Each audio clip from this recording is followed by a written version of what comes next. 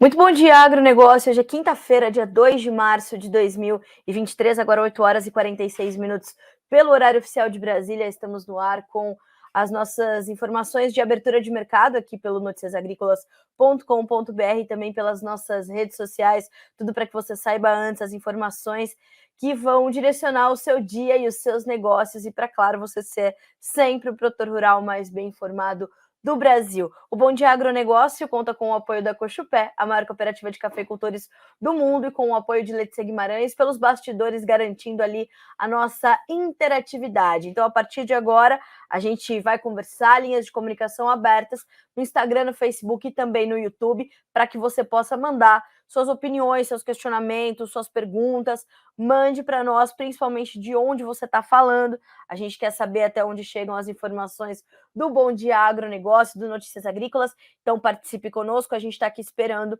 a tua pergunta.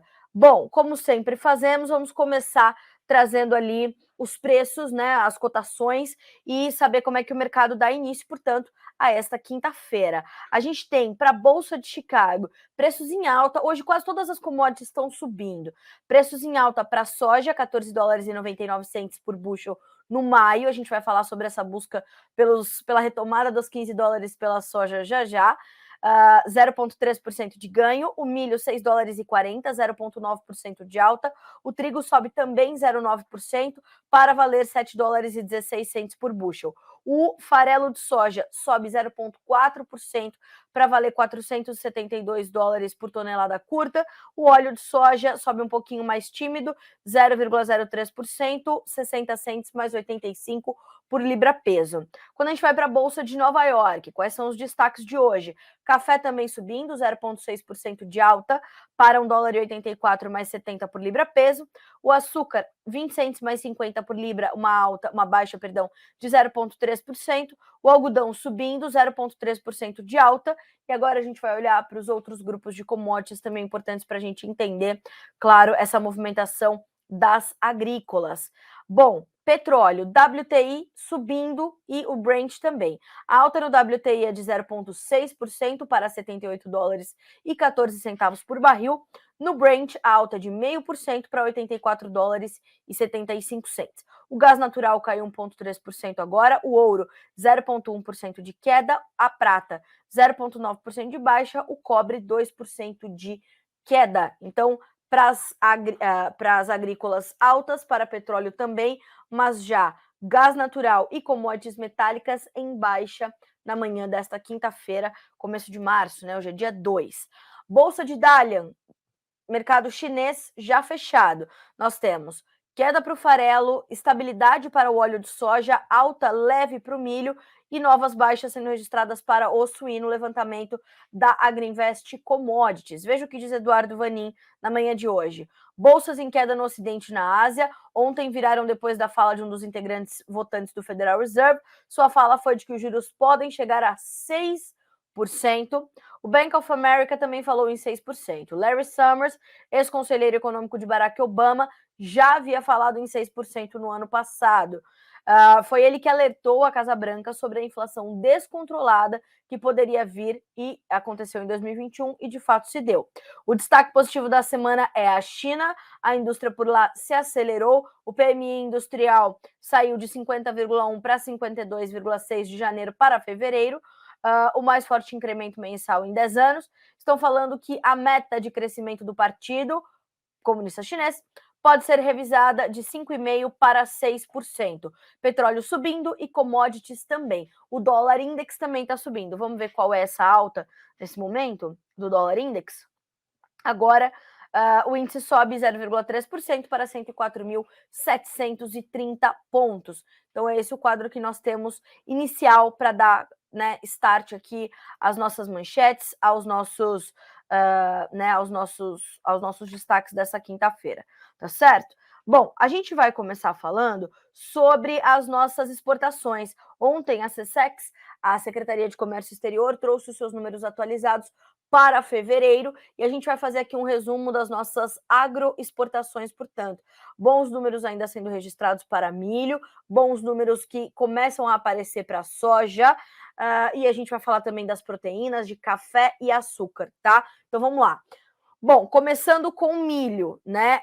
Vou primeiro trazer o balanço geral, tá? Do Ministério da Indústria, Comércio Exterior e Serviços, que mostrou que o Brasil registrou um superávit comercial em fevereiro de 2 bilhões e 837 milhões de dólares. O número veio abaixo de 3,1 bilhões esperado por analistas pesquisados pela agência Reuters. E a gente tem, no cômputo geral, exportações de 20 bilhões e meio de dólares em bens, enquanto as importações foram de 17 bilhões 723 milhões. No total também, as exportações caíram 7,7% na comparação pela média diária com fevereiro de 2022, né? E nós tivemos aí, segundo os dados da SESEX, uma pressão pela redução expressiva nos embarques da indústria extrativa e uma queda nas vendas do setor agropecuário, parcialmente compensadas pelo aumento das exportações industriais. As importações tiveram um recuo menor, de 0,9%, também puxados pelo setor extrativo, com destaque para o gás natural, onde as importações brasileiras caíram 85%. As importações da indústria de transformação, por sua vez, cresceram 2,1%. Então, estes são os dados da balança comercial geral do Brasil. Agora, vamos falar das nossas exportações do agro. Tá sem som no Instagram. Acho que o pessoal já está cuidando disso, né? Já estamos cuidando. Bom, o pessoal que está nos acompanhando pelo YouTube, deixa eu ver aqui se a gente está realmente com dificuldades no som no Instagram.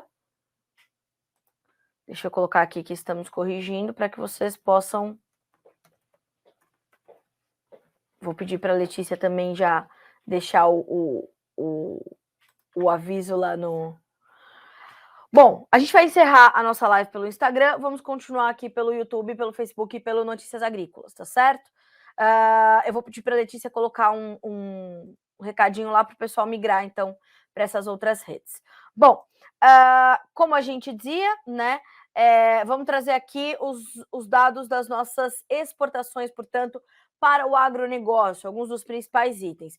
Então, a gente está falando de uma exportação de milho, por exemplo, quase 3 vezes maior em fevereiro do que em 2022. A chegada da China ao nosso mercado, claro, trouxe esse impacto, continua trazendo esses reflexos e deve sustentar exportações de até 50 milhões de toneladas neste ano. Essa é a projeção, né? De termos aí uma exportação recorde e de sermos, de fato, confirmados como os maiores exportadores globais de milho. E ontem, o CPEA, inclusive, trouxe um estudo mostrando que há essa possibilidade muito forte de que haja essa garantia de que sejamos os maiores exportadores globais do cereal.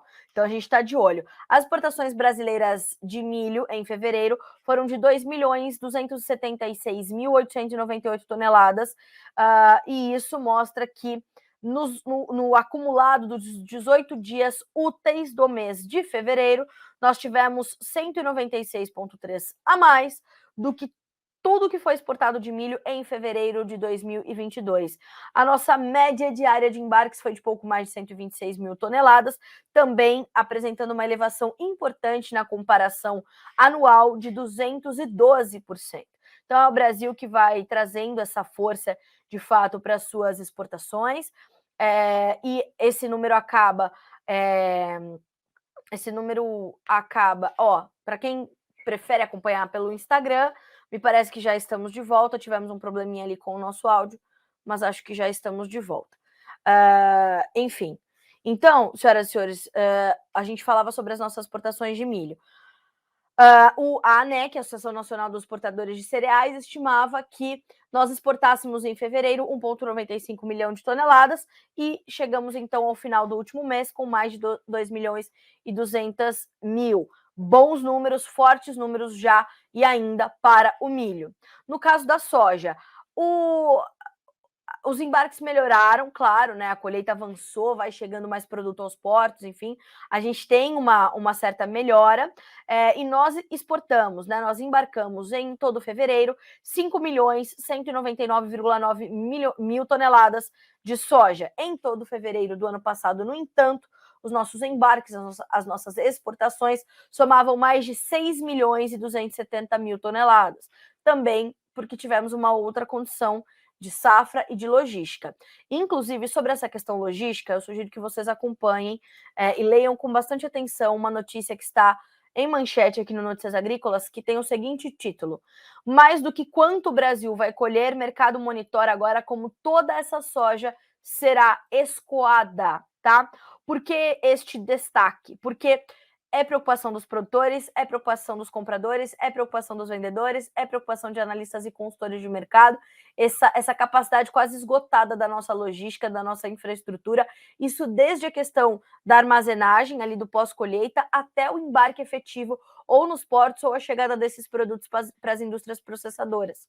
Por quê? Porque a gente tem um aumento considerável da nossa produção e a nossa capacidade de infraestrutura logística não acompanhou essa situação. E para que houvesse uma mudança efetiva, nós teríamos que ter uma taxa de investimentos e de crescimento da nossa infraestrutura logística maior, mais elevada e acelerada do que a nossa taxa de crescimento da produção. Nós já tínhamos, por exemplo, um déficit de armazenagem há alguns anos, com safras bem menores do que essas que nós estamos colhendo agora.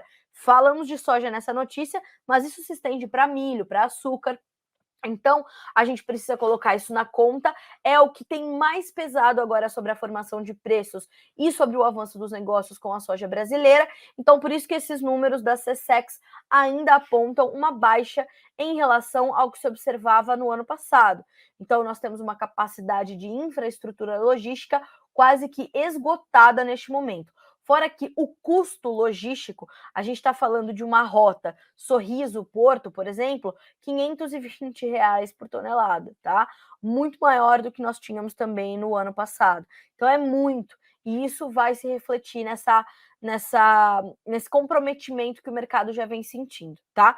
Tem ali Antônio Galvão, presidente da ProSoja Brasil, Vlamir Brandalize, Marcos Araújo, Matheus Pereira. Tem ali um bom time para te explicar o que está, Exalc Log. Então tem um bom time para te explicar o que está acontecendo e como as coisas podem se dar na sequência, tá? Tem o impacto disso para os nossos prêmios, enfim, tem uma série de informações que são importantes para você entender como as coisas vão acontecer a partir de agora e como a logística tem de fato pesado sobre os nossos números, sobre os nossos preços. Para o complexo soja, né, o complexo contabilizando soja, grão, farelo e óleo, a gente já tem um acumulado no ano de 9.350.000 toneladas. No mesmo período do ano passado, nós tínhamos 12,1 milhões, tá? E abre aspas para Vlamir Brandalize, né?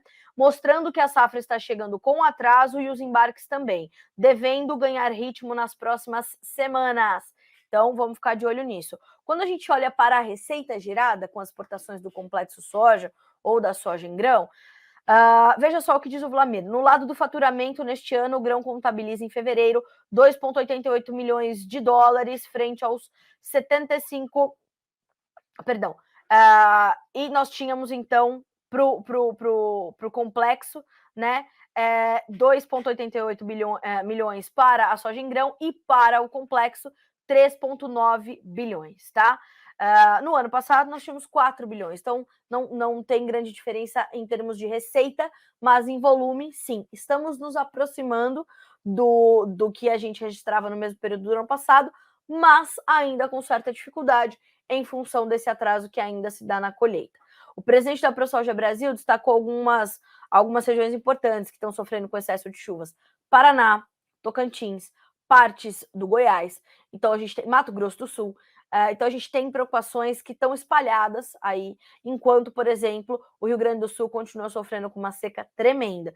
Tem um gráfico da Pátria Agronegócios nessa matéria que te traz o índice de colheita estado por estado. Vale a pena você conferir, tá? Eu vou pedir para a Letícia, inclusive, colocar para vocês o link no YouTube e eu vou deixar o caminho para vocês aqui no Instagram, uma vez que não dá para linkar.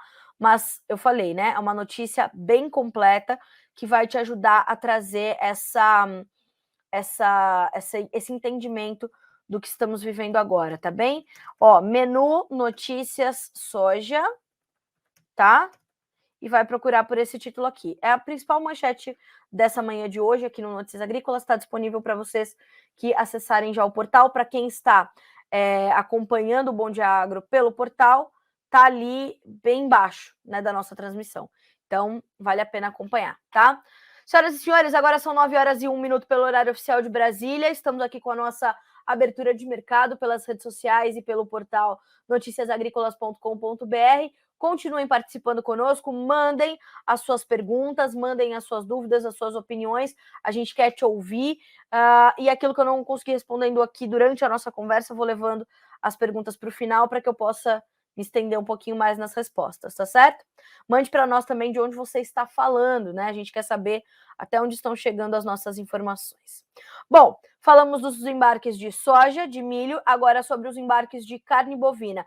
Tiveram desempenho fraco em fevereiro, mas ainda sem os efeitos da vaca louca, que suspendeu, né, a confirmação do caso de vaca louca atípico, suspendeu as nossas exportações de carne para os chineses, pela regra do acordo comercial que temos firmado com eles, e o volume de carne bovina exportado registrou uma queda de 20,25% em fevereiro de 2023, já o faturamento apontou um recuo de 27% na comparação anual. Nós estamos falando de um embarque de 158,5 mil toneladas em 18 dias úteis de fevereiro, né? E temos, 126,4 mil toneladas, tá? 126,4 mil toneladas. Então, a gente está falando de um recuo aí importante, mês a mês, um recuo importante ano a ano, mas ainda sem trazer esse peso da vaca louca. E veja só o que diz o Inside Corp. Abre aspas. Em 2021, por exemplo, os reflexos do alto embargo iniciado no início de setembro puderam ser constatados nos números da SECEX apenas no mês de outubro, tá? Então a gente tem aí esse embargo que a gente não sabe quanto tempo vai durar, né? Isso é sempre muito incerto.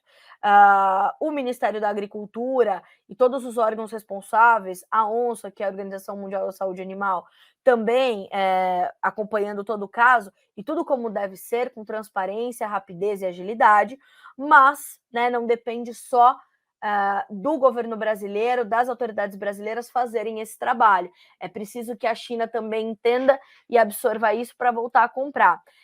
Tivemos já embargos de 100 dias, já tivemos embargos de 3, 4 anos, então tudo vai depender. Lembrando, né, este caso de vaca louca foi registrado num touro de 9 anos, que foi acometido pela doença, um animal mais velho, que inclusive ficava mais isolado, foi um caso isolado, todo o protocolo sanitário foi rapidamente efetivado, mas pelo acordo comercial, a China precisa ser imediatamente notificada e há essa suspensão das nossas exportações para eles. Como isso vai acontecer, como isso vai se desdobrar, é o que a gente vai continuar a acompanhar aqui no Notícias Agrícolas. Claro que os analistas e consultores de mercado que falam conosco diariamente, né, sobre esse mercado, todos os dias, entre 11h30 e meio-dia, você tem essas informações sendo atualizadas, elas trazem trazem para a sua análise essas perspectivas sobre o embargo chinês e como isso continua afetando os mercados. E a gente vai te atualizando de tudo por aqui. Já já a gente vai falar um pouquinho mais sobre o mercado do boi gordo também, tá certo? Volto a repetir, vá mandando as suas perguntas, mande a sua participação e a gente vai seguindo por aqui com as nossas notícias. Bom, falamos da carne bovina, vamos às nossas demais proteínas. O volume exportado de carne de frango avançou em fevereiro de 2023, ficou em 353,421 mil toneladas em 18 dias úteis de fevereiro. O total exportado representa 4% a mais na comparação anual, onde exportamos 339,409 toneladas. O valor negociado no mês de fevereiro foi de 667 milhões e 89 mil dólares. Tá? Então, a gente tem um avanço aí das nossas exportações de carne de frango, Coisa boa, porque de fato o setor de granjeiros está precisando dessa retomada, desse respiro, porque nós víamos as exportações de carne de frango, de carne suína, nos últimos meses patinando um pouquinho, mas agora parece que começaram a melhorar, e a gente tem esses dados, portanto, para a carne de frango. A carne suína também avançou e avançou de forma mais significativa ainda. As nossas exportações de carne suína na comparação anual avançaram 9,06%. O faturamento, aqui é importante, registrou um incremento de 31,9% no comparativo anual. Olha aí que número importante e que número bastante positivo, né? Então tivemos mais volume sendo exportado e receita bem melhor, o que mostra que o valor da tonelada da nossa carne subiu, foi valorizado, e a gente tem então essa condição. A receita obtida em fevereiro com as nossas exportações de carne suína foi de 172.135.000 dólares. No ano passado, essa receita foi de 137 milhões e um pouquinho mais, tá? Então, estamos acompanhando, estamos de olho e vamos te atualizando de tudo por aqui. Uma outra informação importante sobre a carne suína, ontem o Sindicarne do Paraná trouxe uma análise bastante importante que diz: mercado de suínos não deve ser afetado pelos efeitos da vaca louca, que foi inclusive uma pergunta que vocês me trouxeram aqui no Bom Dia Agronegócio, e aí a gente vai trazendo, portanto, essas repercussões, porque isso ainda vai repercutir muito, né, pessoal? A gente sabe que essas questões todas ligadas à vaca louca, sempre que a gente tem essas detecções de casos, elas têm essa repercussão bastante longa, né, ou bastante alongada, se é possível dizer assim. Bom, carne bovina, carne suína, agora vamos para os números do café, porque também foram divulgados, e o Brasil exportou 42% menos de café em fevereiro, segundo os dados da SECEX, a Secretaria de Comércio Exterior, segundo pôde apurar a Virgínia Alves. Nós tivemos aí o embarque de 2.040.000 sacas de café, enquanto no ano passado, neste mesmo período, 3.471.000 sacas foram embarcadas. O volume mais baixo já era esperado pelo mercado, considerando o mês mais curto e também o feriado de carnaval. Ainda assim, o volume deve chamar atenção, porque já ficou abaixo de 2,5 milhões de sacas. Em termos de receita, estamos falando de 434.301.700 dólares. No ano passado, nesse mesmo período, a gente estava falando de 828 milhões de dólares, tá? Então, a gente está falando de exportações menores, mas que podem vir a se recuperar no café. Bom, exportação de açúcar agora, também temos. Falei que a gente ia falar um pouquinho de cada coisa, né? Hoje estou atendendo a todo mundo aqui. As nossas exportações de açúcar ficaram 33% menores do que no mesmo período de 2022. O Brasil exportou em fevereiro 1.147.000 toneladas de açúcar e melaços em todo o mês, 18 dias úteis, com uma receita acumulada de 518,18 milhões de dólares, dados também da SECEX. O volume é mais de 33% menor do que no mesmo período do ano passado, tá? Então a gente teve essa escorregadinha aí no mercado, nas exportações de açúcar e café. Então, em resumo, né, o que foi que eu falei agora durante toda essa primeira fase aqui do Bom Dia Agronegócio? Balança comercial brasileira superavitária em fevereiro. Boas exportações de soja, milho, carnes, bovina, suína e de frango. Entretanto, menores exportações de café e de açúcar, ok? Em resumo, é isso. Todos esses números estão detalhados, saíram na tarde de ontem, por isso que a gente está só comentando hoje de manhã, mas toda quarta-feira toda segunda-feira saem os dados da SECEX. Quando a gente tem o fechamento do mês, né, nesse ínterim, eles vão trazer sempre no dia 1º para já trazer o resultado final, mensal, tá? Então esses números estão todos detalhados para vocês aqui no Notícias Agrícolas, como sempre acontece, e a gente vai continuar falando sobre as questões logísticas, né, batendo com todos esses dados das nossas exportações e tudo mais.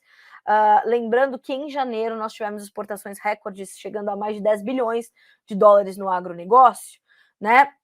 E também não devemos ter um fevereiro fraco, deve ser, né, mais um. Aliás, deixa eu ver se a gente já tem uma atualização desses números, né, das nossas exportações de agro.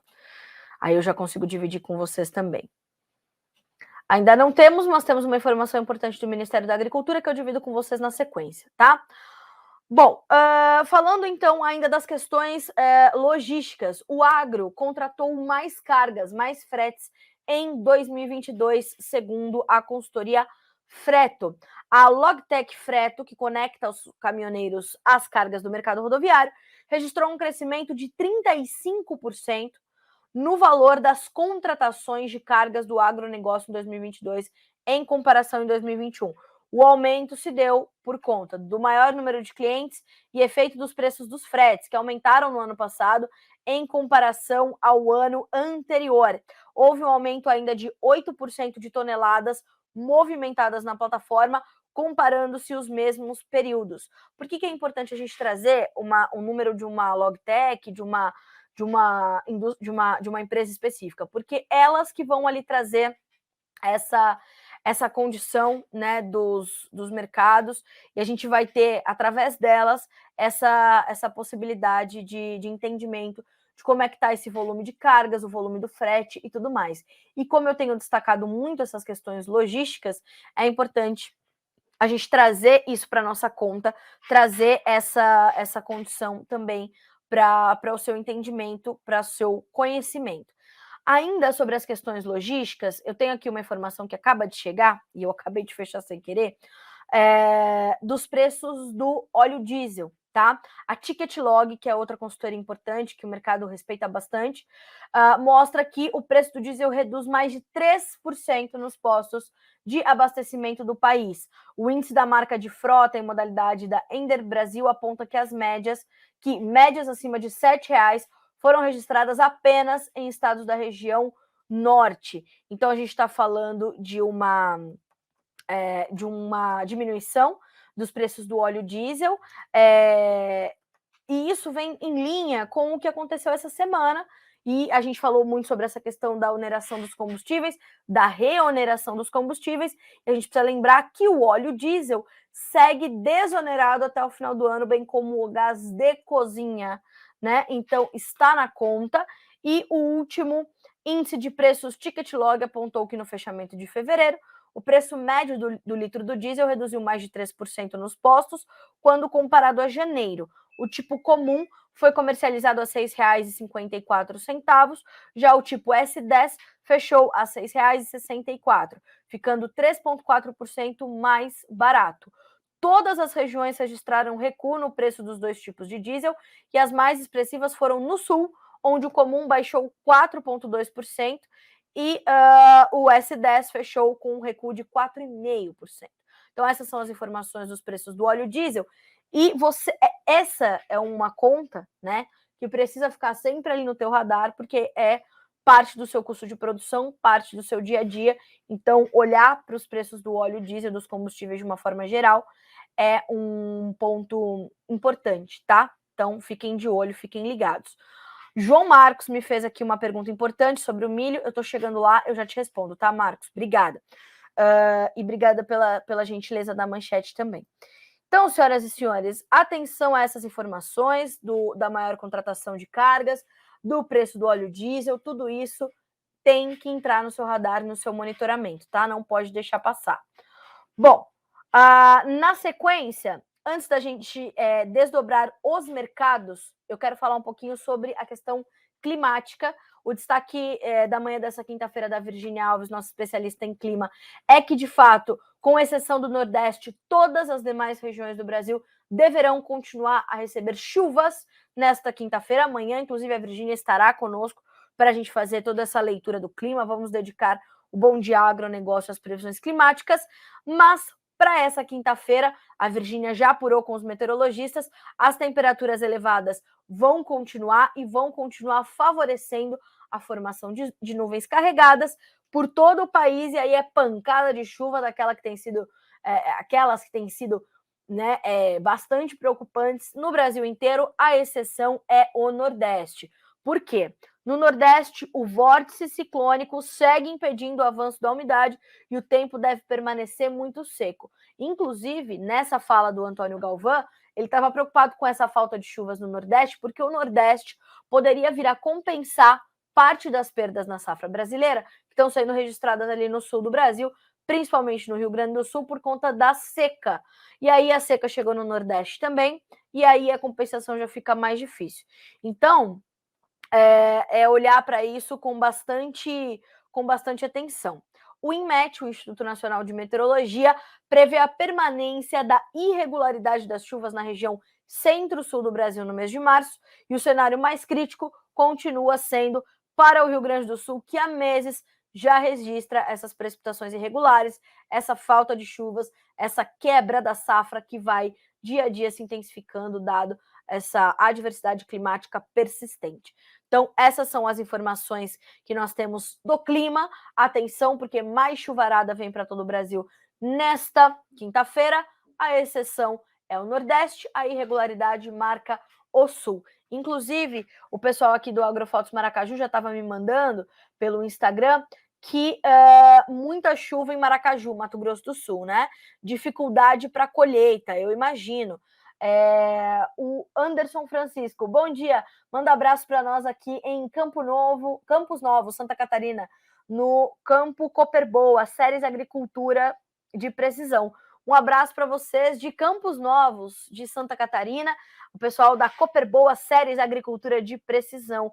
Um abraço para vocês, obrigada pela audiência, viu? Obrigada pelo prestígio da audiência de vocês, que eu sempre destaco aqui, né, como é importante dividir minhas manhãs com vocês. E por que eu sempre digo a vocês?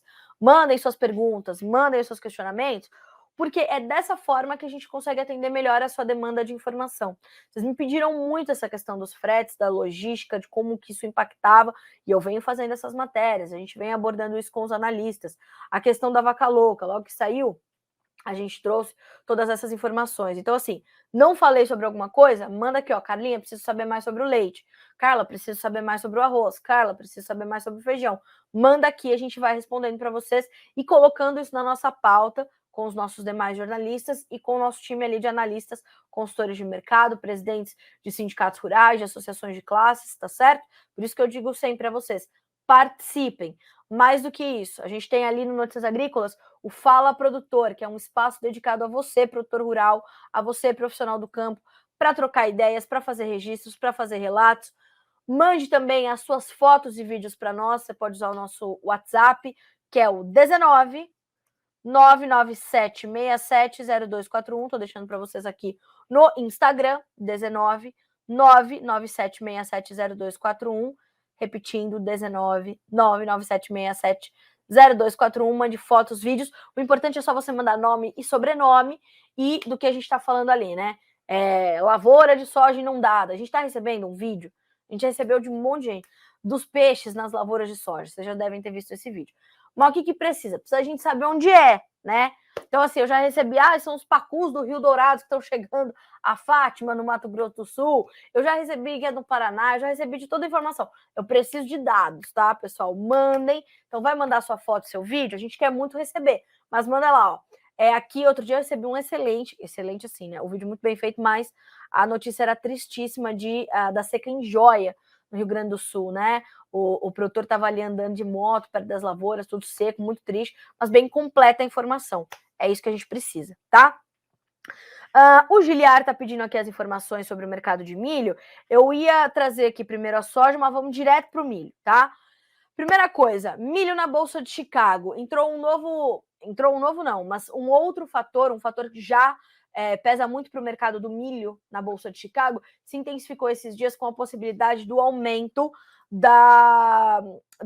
do etanol na gasolina lá nos Estados Unidos. Nós sabemos que 1/3 da produção norte-americana de milho é destinada à produção de etanol, né? E a gente tem aliás, dos estímulos que o produtor tem nos Estados Unidos para plantar tanto milho, mesmo quando não dá renda, é a questão do etanol, porque você tem um mercado certo, né?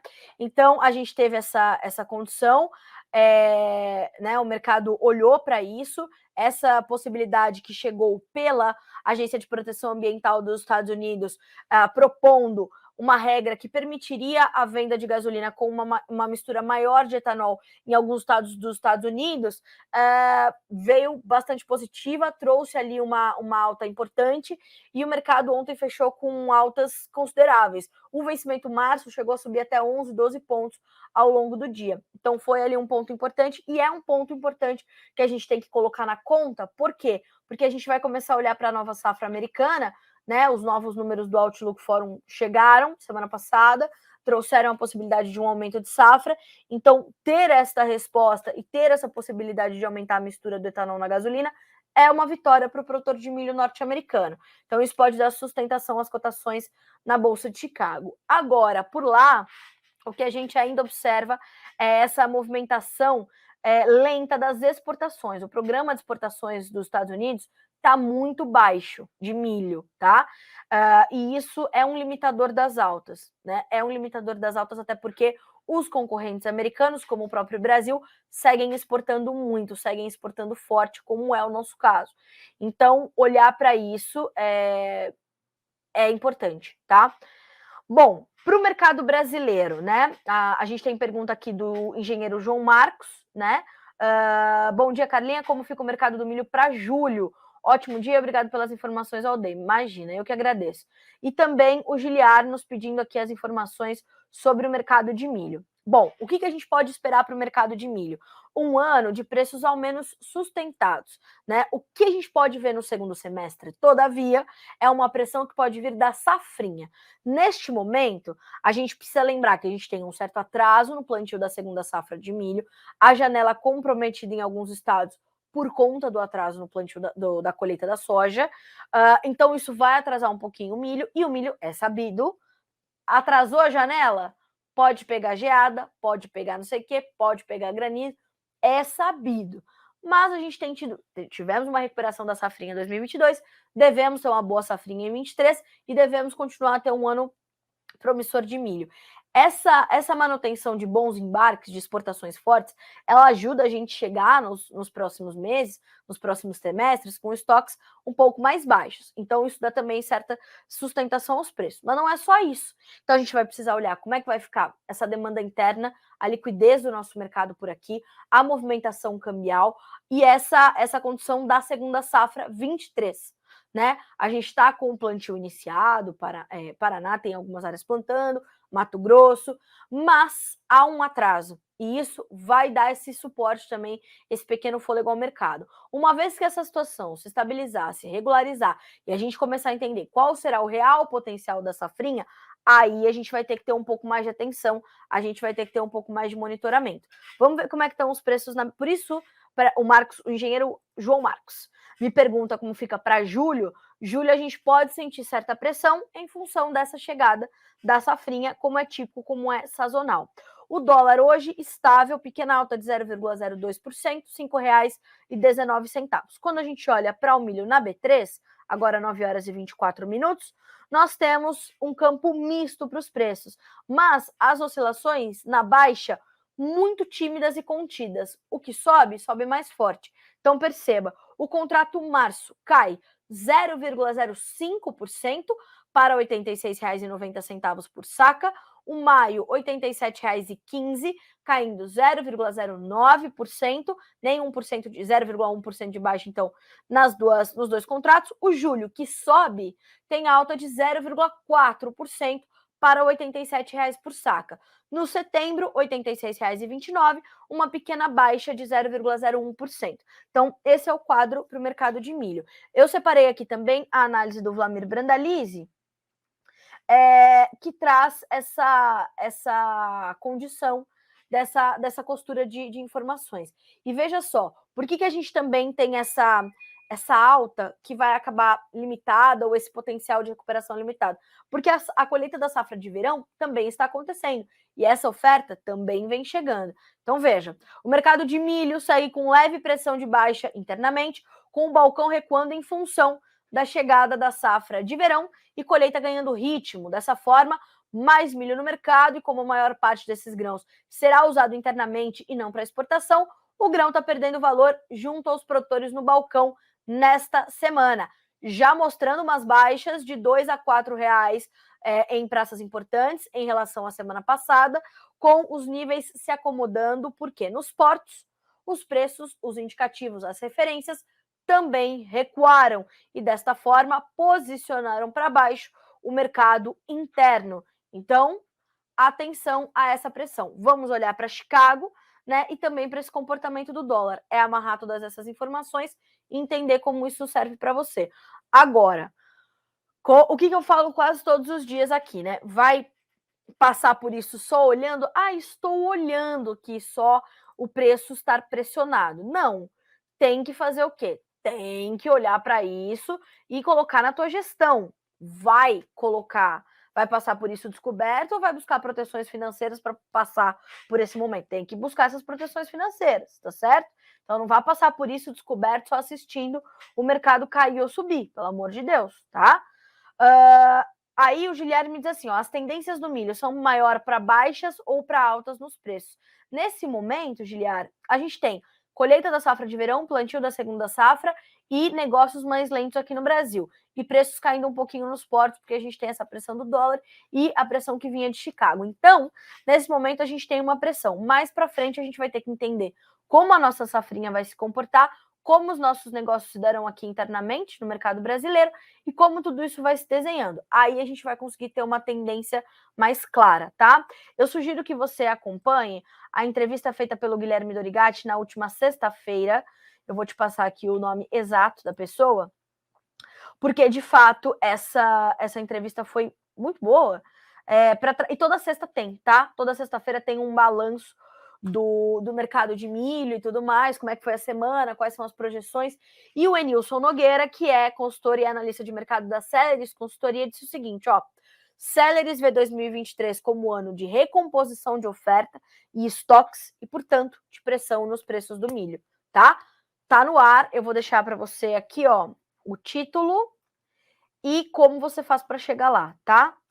O caminho, ó, menu, vídeos, milho, amanhã já assiste a novinha, tá? Ó, menu vídeos milho, vai procurar pelo Enilson Nogueira, tá certo?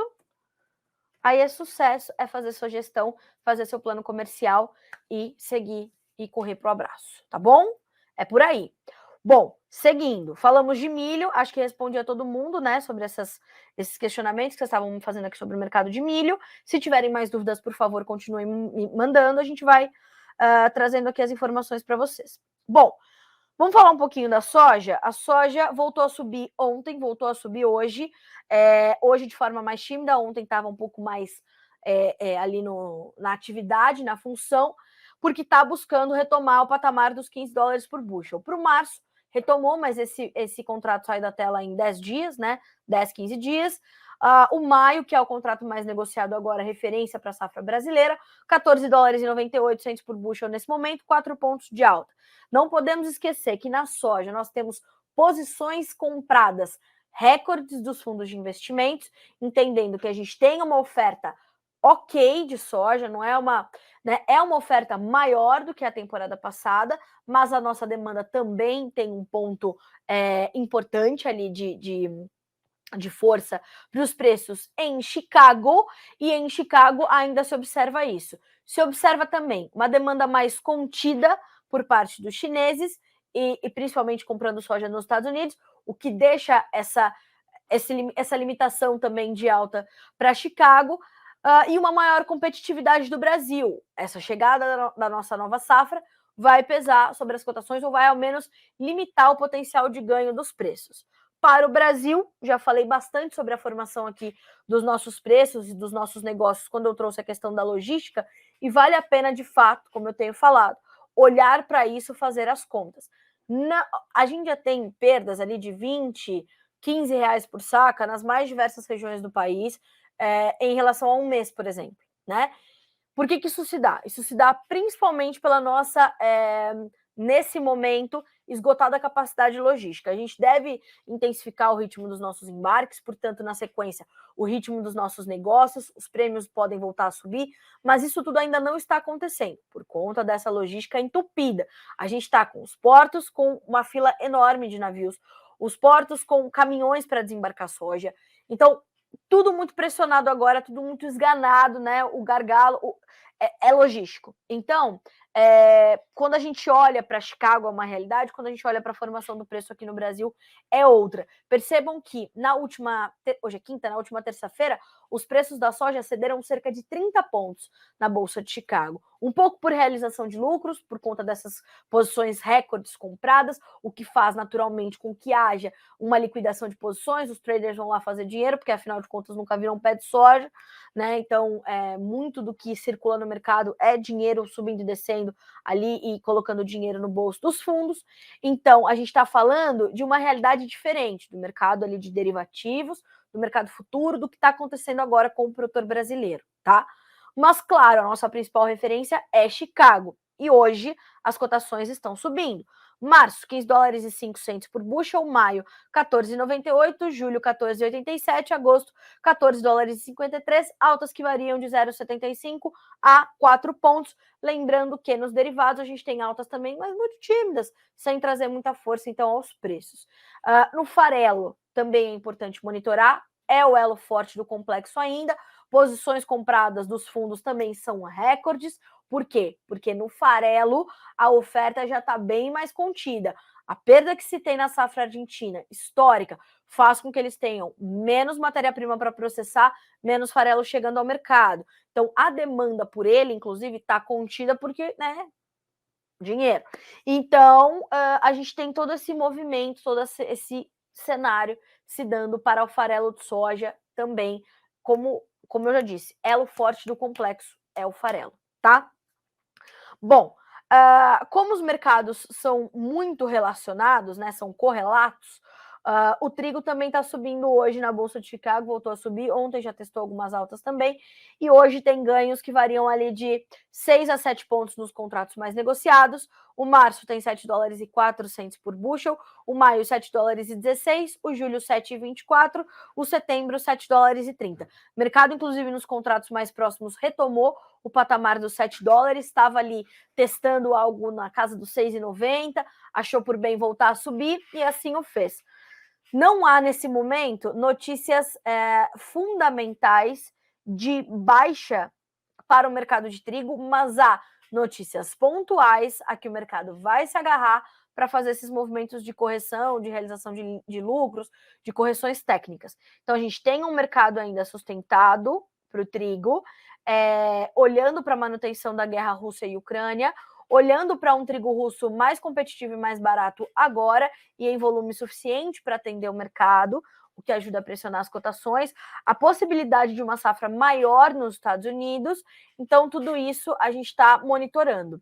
Para o Brasil, volto a dizer, podemos ter oportunidades, segundo Elcio Bento, analista das safras e mercado, melhores para negócios aí nas próximas semanas e meses, com a indústria gaúcha, principalmente, e os moinhos voltando às compras. Vamos ficar de olho, tá? Aí a demanda interna pode até pagar melhor do que a exportação, certo? Bom, falamos então de trigo, quero falar um pouquinho sobre a questão também do boi gordo, agora 9 horas e 34 minutos. Por quê? Né? Falamos um pouquinho dessa questão da vaca louca, que ainda mantém o mercado pressionado, mas ontem chamou a atenção, né, do Notícias Agrícolas, a manchete de Douglas Coelho, sócio da Radar Investimentos, dizendo o seguinte, ó, escalas médias de abate dos frigoríficos recuaram para menos de 4 dias, o menor nível em 12 meses.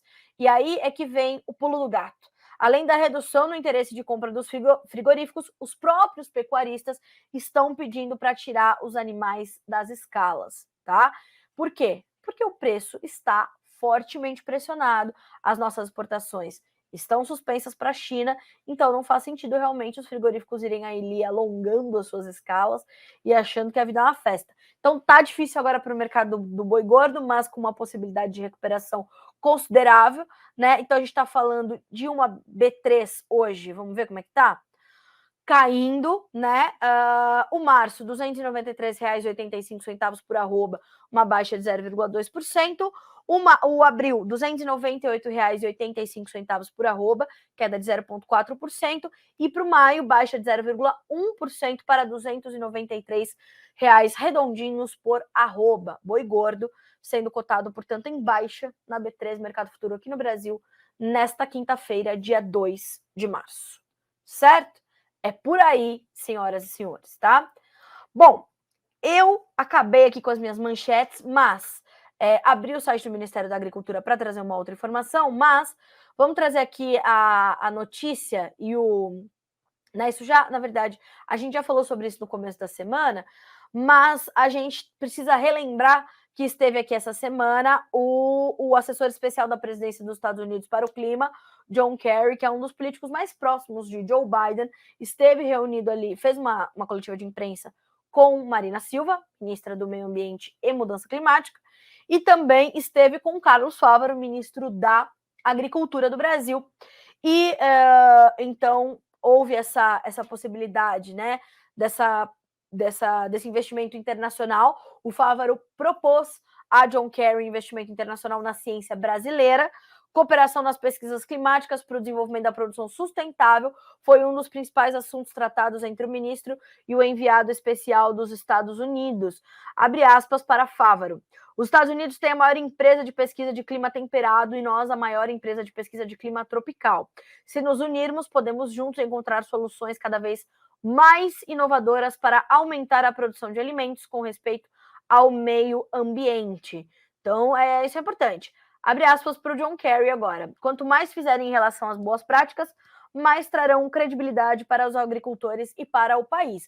Ponderou John Kerry que é preciso a gente lembrar, as boas práticas, assessor e secretário, elas já são uma realidade na produção agropecuária brasileira há tempos, há décadas. Somos modelo de preservação e produção caminhando juntos. Temos o Código Florestal Brasileiro, temos o Sistema de Integração Lavoura, Pecuária, Floresta, temos o Sistema ABC, Sistema de Agricultura de Baixo Carbono. Nem se falava tanto ainda em mercado de carbono, regularização do mercado de carbono. O Brasil já tinha o Sistema ABC.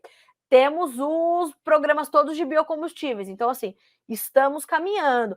Acho a parceria completamente pertinente. Agora, a credibilidade, ela já existe. Ela talvez só precise ser melhor vendida para os nossos concorrentes e para os nossos parceiros comerciais. Mas que a credibilidade dos nossos produtores, ela está aí consolidada, isso é um fato. A imagem e como ela tem sido vendida é que talvez a gente possa e deva aprimorar. Porque ainda há o brasileiro que atenta contra o Brasil, que diz que a preservação, a produção ameaça a preservação, e quem conhece o agronegócio brasileiro sabe muito bem que a relação é completamente contrária, mas sempre vai ter, né? Sempre vai ter um que vai dizer que não é bem assim, mas é bem assim, né? Quero mandar bom dia aqui para o pessoal da LG Comércio de Cereais, que está sempre com a gente, para o Guilherme Moss, para o José Ricardo, que diz assim, ó, bom dia, sabe como é que está o andamento da safra de soja em Rio Verde? Entrevistamos o presidente de Rio Verde, do Sindicato de Rio Verde, essa semana, vou buscar aqui para ti, tá? Vamos lá. Ó, falta de chuvas em novembro tirou parte do potencial produtivo da soja em Rio Verde. Colheita volta a avançar após 10 dias consecutivos de chuva e resultados são menores do que os esperados. Plantio do milho deve acabar até 5 de março, mas áreas semeadas após 20 de fevereiro já são de alto risco climático. Então, essa é a condição de Rio Verde, segundo palavras de... Como é que agora eu não vou me lembrar o nome do presidente do Sindicato Rural de Rio Verde? Vamos buscar. Ivan Roberto Bruxelli é diretor, perdão, não é presidente, é diretor no Sindicato Rural do município, tá? O colega que perguntou aqui foi o José Ricardo. Então, essas são as informações de Rio Verde, tá, José? Humberto Nasser, Neuza, bom dia, de São Paulo. Humberto de Anápolis, no Goiás. Bom dia, acompanhando o Distrito Federal, coisa boa, seja bem-vindo. O Danilo Padovani, de Sacramento, Minas Gerais. O Alexandro Bonato, bom dia.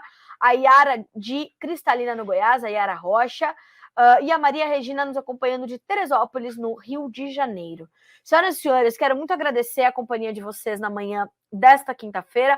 Aquilo que eu não consegui responder, se passou alguma pergunta, peço desculpas, mas a gente vai, né, atendendo a todos, enfim, tá tudo filtrado aqui, já tá tudo no meu WhatsApp para que eu possa tocar essas pautas, inclusive, que vocês me mandam. Quero agradecer mais uma vez e amanhã a gente volta a se encontrar aqui no nosso Bom Dia Agronegócio. Assim, antes de eu encerrar, separei mais uma manchete aqui para vocês e acabei me esquecendo. Mas não posso terminar o Bom Dia Agro sem fazer essa orientação para você. Ontem, como eu adiantei no Bom Dia Agro, que nós teríamos uma entrevista com 2 advogados especialistas em direito agrário e demandas do agronegócio, Albenir Cherubini e Gabriel Barros, sobre a intensificação das invasões do MST e das próximas que virão, que já estão ali colocadas públicas na agenda do próprio movimento, no portal deles na internet, nas redes sociais, enfim.